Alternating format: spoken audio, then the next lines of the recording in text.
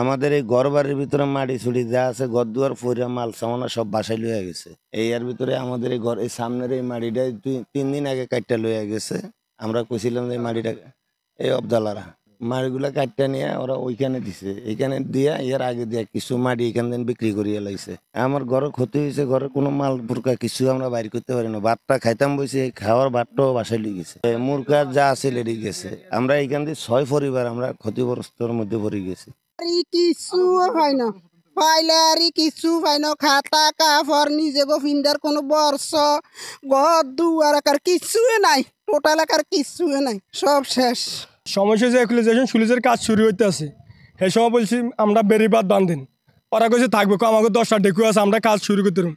আমরা বারবার বলছি, এলাকার মানুষ বলছে, সল তজুমুদ্দিন মানুষ বলছে ভাই আমাকে আত্মাশা তৈরি করে আমরা বেরিটা বাঁধেন, আমাকে বেরি বাঁধানো। যারা কালকে দিনে বেরি ছুটে যায়, আমাকে বাড়ি ঘর সব মাটি লইয়া গেছে, বাড়ি আগল ফুরিয়া গেছে, এর ফুসকুরির মাছ চলিয়া গেছে, বাড়ি ঘর সব ডুবিয়া গেছে। আর যত বাড়ি ঘর আছে ভাঙি টাঙি গেছে। আমরা ভাই এলাকার মানুষ গরিব দুঃখী মানুষ, আমার যত যে ক্ষয়ক্ষতি হয়েছে আমরা ক্ষয়ক্ষতি এই দাবি পূরণ চাই, আর এই সুলিজ বেরিবাদ দেখতে চাই, বাঁধন দেখতে চাই। আজকে সরকারের পক্ষ থেকে আমরা আজকে এখানে এসে 6টা বাড়ি ক্ষতিগ্রস্ত পেয়েছি। আমরা একটু আগেই আমরা 6 জন ব্যক্তিকে আমরা 50 কেজি করে চাল দিয়ে গিয়েছি। আমাদের সামনে ওনাদের প্রয়োজন অনুযায়ী ওনাদের অন্যান্য সহায়তা দেওয়ার ব্যবস্থা থাকবে। এছাড়া চরাঞ্চলে আমাদের লোকাল ব্যবস্থাপনায় আমরা শুকনো খাবার কালকে বিতরণের ব্যবস্থা করেছি। আমরা তথ্য সংগ্রহ করছি, যদি অন্য কোথাও কোনো ক্ষতিগ্রস্ত ব্যক্তি পাওয়া যায় আমরা সরকারের নির্দেশনার আঙ্গিকে তাদের কাছে সহায়তা পৌঁছে দেব। সঠিক প্যাড আর সঠিক তথ্য দিয়ে এসব সামলে নিব এক হয়ে। Monalisa sanitary napkin.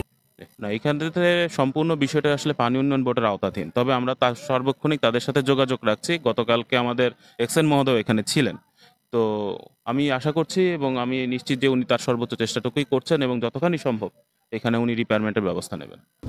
ধন্যবাদ আপনাকে।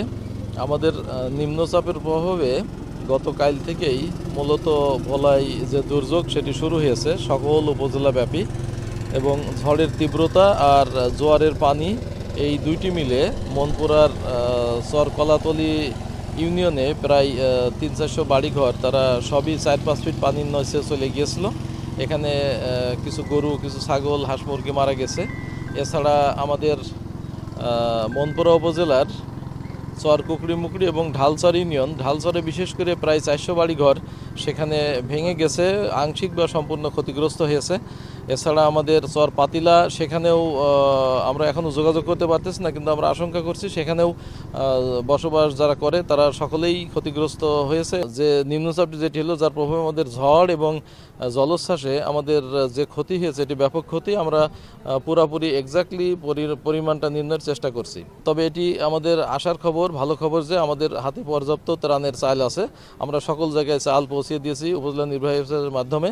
তারা এটি বিতরণ কার্যক্রম শুরু করেছেন এবং আরও অ্যাসেসমেন্ট সাপেক্ষে আমরা আজ সারাদিন কাল আমরা যে পরিমাণ খাবার লাগে আমরা সব কিছু দিতে পারবো। আমাদের পর্যাপ্ত শুকনো খাবার আছে, সেগুলোও আমরা পরিবেশন শুরু করেছি।